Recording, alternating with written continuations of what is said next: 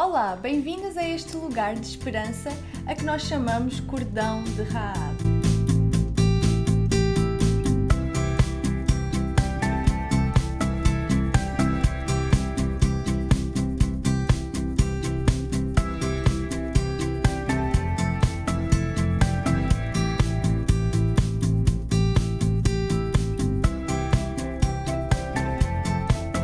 Na semana passada, nós conversamos sobre o contexto histórico de Raab e também do seu contexto espiritual. Também quisemos falar a algumas de nós que podem estar a passar por algum momento desesperador, algum momento difícil, seja ele qual for. Nós quisemos encorajar a acreditar, a permanecer firme nas promessas daquele que é muito maior que qualquer problema, pessoa ou seja o que for. Ele é muito maior que tudo isso. Nós queremos abrir a janela desta muralha de Jericó. Queremos que esta muralha que simboliza um lugar de medo, de confusão, escuro, cheio das nossas próprias ideias, e abrir essa janela e deixar entrar o sopro, a luz, a esperança de sermos mesmo transformadas quando abandonamos a ideia de que sozinhas nós podemos ter a força, a capacidade, a moralidade de nos mudarmos, de nos transformarmos, de nos melhorarmos. Nós queremos lançar este cordão de Raab, que para nós tem sido um sinal de fé em Jesus Cristo. Vamos a isto, Stella? Vamos. Mas antes de continuarmos, eu só quero relembrar que o nosso objetivo nestas conversas, nestes vídeos, é de aprender, é de estudar a Palavra de Deus e encontrar na Palavra de Deus toda esta esperança, toda esta fé que estão firmes numa pessoa que é Jesus Cristo, pois toda a Escritura fala de Jesus Cristo. Então nós estamos aqui para fazer isso de forma precisa, conforme o texto e conforme o contexto. Vamos relembrar um pouco do que falámos na semana passada? Sim. Na semana passada explicamos que a posição de Raab podia ter sido de preservar a vida que ela conhecia e recusar o risco de ter esperança em algo que ela apenas tinha ouvido. Ela foi corajosa e todas nós temos de ter essa mesma coragem para deixarmos Deus transformar as nossas vidas. E se há alguém que nos está a ouvir, se estás-nos a ouvir e estás a pensar eu sou boa, eu não preciso mudar, eu estou bem assim, continua a assistir, vieste ao lugar certo. É mesmo. A história de Raab, ela começou de facto no Antigo Testamento, no capítulo 2 de Josué, como lemos anteriormente, e fica logo a seguir a um grupo de 5 livros a que nós chamamos o Pentateuco. Mas, na verdade, ela termina essa narrativa de Raab milhares de anos mais tarde, já na nossa era, num livro que é o livro de Hebreus, a Carta de Hebreus, e termina também, até antes disso, em Mateus, como familiar do homem mais extraordinário que alguma vez caminhou nesta terra, não é? Termina também a figura de Raab como heroína da fé.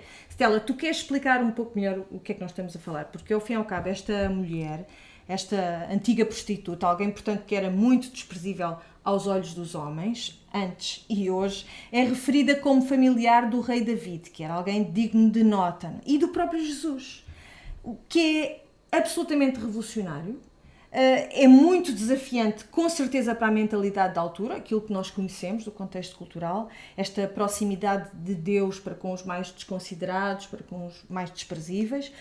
Eu atrevo-me a dizer que até hoje esta ideia é escandalizante. Nós vamos ver esta ligação de Raab, que tinha um currículo manchado, que era uma prostituta, mas que foi transformada, e ela aparece na genealogia de Jesus, que está no livro de Mateus.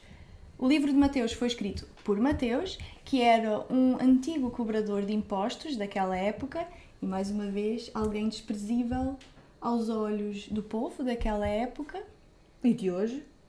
Quem é que gosta de cobradores de impostos? Ninguém, não é? Pois no é. entanto, ele também foi transformado por Jesus. Foi tocado É verdade. por ele. A vida dele foi completamente transformada por Jesus.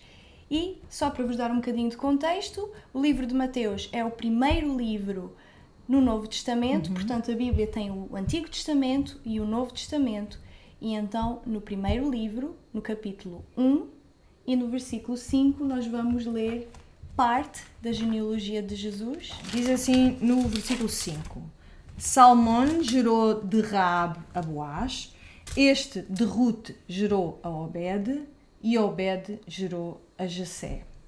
Então Raabe casou com Salmón, com este homem chamado Salmón.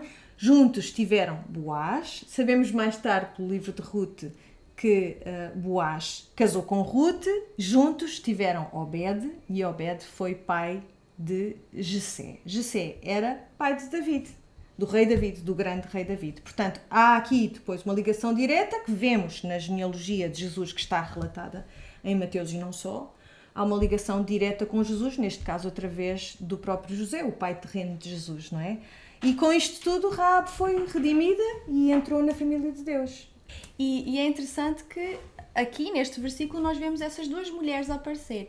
Nós vemos Raabe e vemos Rute. Rute, que de acordo com esta genealogia é a nora de Raabe.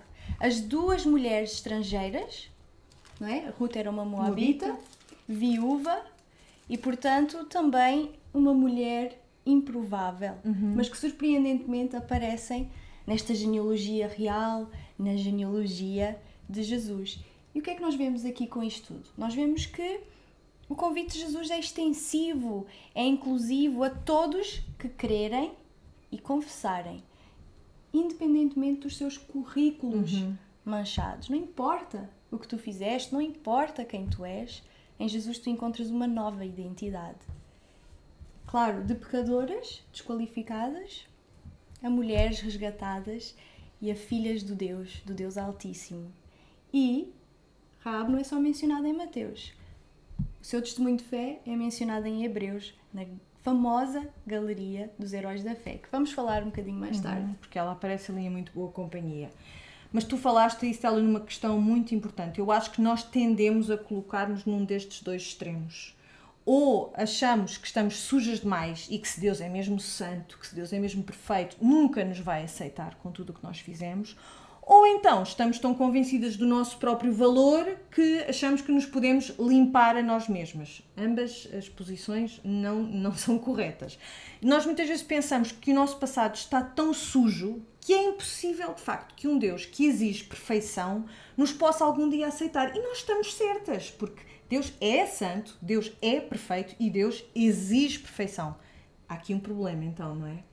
A questão é que, como nós lemos em muitas passagens da Bíblia, em muitos livros da Bíblia, não há nenhum de nós que seja justo, que seja santo, que seja bom. Todos nós ofendemos não só a Deus, mas também uns aos outros constantemente. Isto acontece nas nossas vidas. E não há nada, não há absolutamente nada que nós possamos fazer para nos tornarmos mais apresentáveis, então, diante de um Deus que já assumimos aqui que, se existe, se é verdadeiro, tem que ser perfeito, tem que ser santo e tem que exigir a perfeição.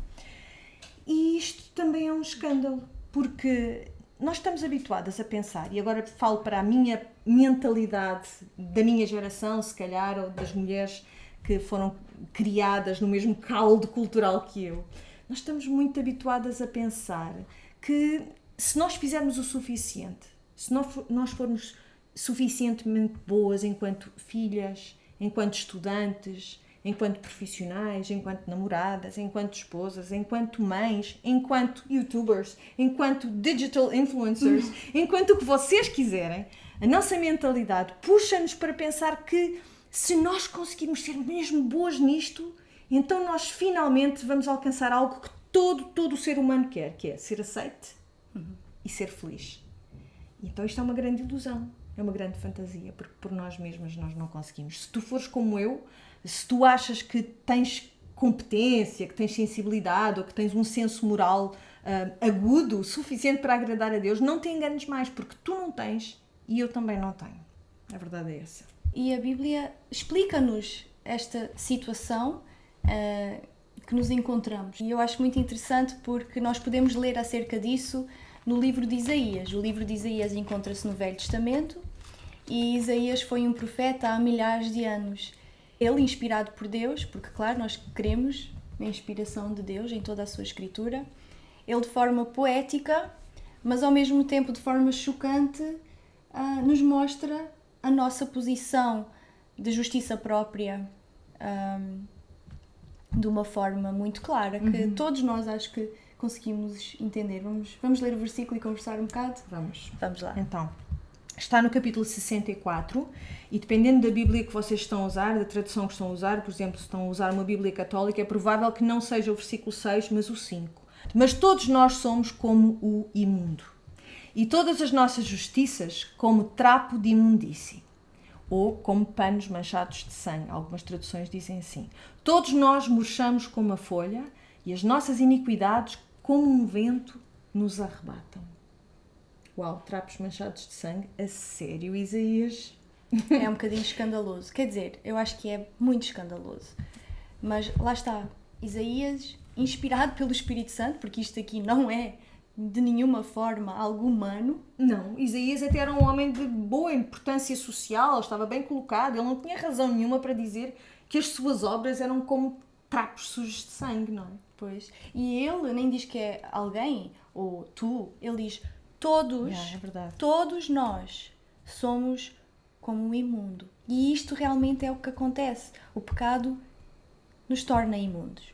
E todas as nossas justiças como um trapo sujo, como tu disseste, manchado de sangue. Imaginem um pano sujo de sangue que não dá para ser usado. Está muito sujo, está podre. E todos nós, e aqui entra a poesia, todos nós somos como uma folha murcha, que seca. Estão a imaginar uma folha que cai de uma árvore que seca? E lá está. E o pecado, iniquidade significa pecado, que quando nascemos, já nascemos com este pecado, é como o vento. Nós como uma folha e este pecado dentro de nós como o vento arrebatam-nos. Ou seja, nós somos impelidas, o nosso pecado faz com que nós sejamos impelidas pelo vento sem direção. Leva-te para onde tu queres e para onde tu não queres. Sim. Tu não tens absolutamente nenhum controle, porque a tua natureza é essa. E como é que nós, como uma folha seca, que é impelida pelo vento, sem direção, vamos trazer solução ao nosso problema? Nós não vamos conseguir. Podemos chorar, vamos suar, podemos dar tudo e mais alguma coisa que este corpo tente, mas nós não vamos conseguir. E isto são más notícias, não são? Pois são. Mas há boas notícias depois dessas más. não acaba aqui. Não. E eu quero vos dizer que as boas notícias é que alguém muito maior, alguém perfeito, que não é como esta folha seca que é impelida pelo vento, não, alguém perfeito, muito maior, Jesus, ele sim deu o seu próprio suor, deu as suas próprias lágrimas, deu o seu próprio sangue, para que estas iniquidades em nós, que estas justiças próprias em nós, possam ser transformadas. E então todas as nossas boas ações, todas essas tentativas de fazer as coisas boas, através de Jesus Cristo, aí sim são transformadas e são verdadeiramente boas. Há um versículo importante para nós percebermos como tudo isto é real. E como nós não podemos nunca argumentar que estamos limpas, não é? Por nós mesmas. Que está lá na primeira carta de João. Sim.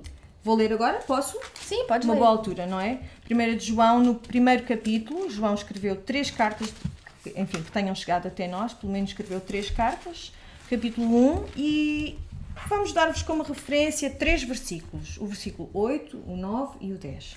E diz assim, na versão da Bíblia para Todos: se dissermos que não temos pecado, enganamo-nos a nós próprios e faltamos à verdade. Somos mentirosos. Trau, já está.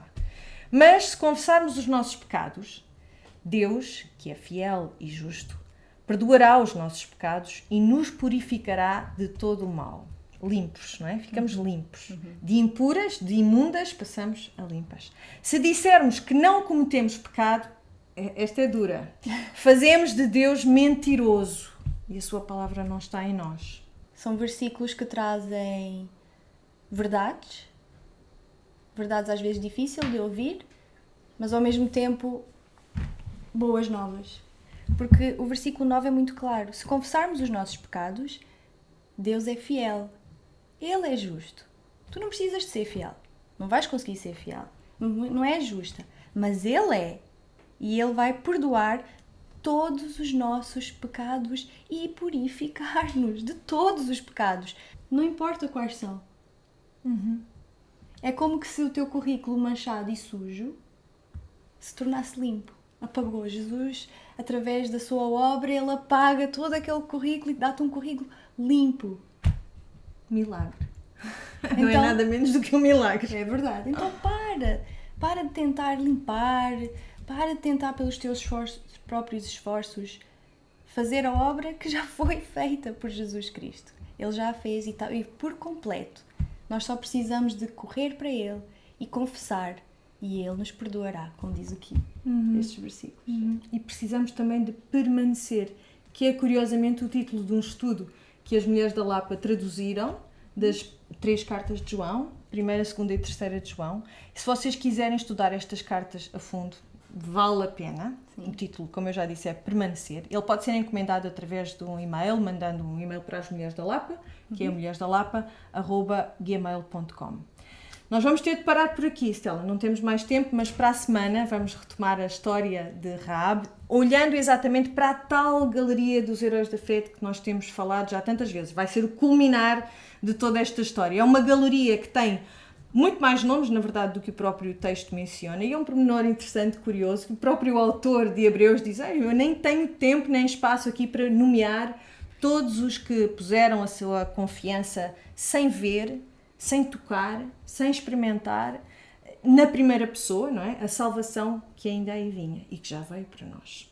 Contem com mais um episódio na semana que vem, à mesma hora, no mesmo lugar, num lugar de esperança e salvação. Mas não se esqueçam de pôr um like neste vídeo, subscreverem o canal, de ativarem as notificações no sininho, de partilharem com toda a gente que vocês conhecem, porque o cordão de Rahab queremos que ele seja visível em todos os cantos do mundo. Até lá, Deus vos abençoe. Tchau!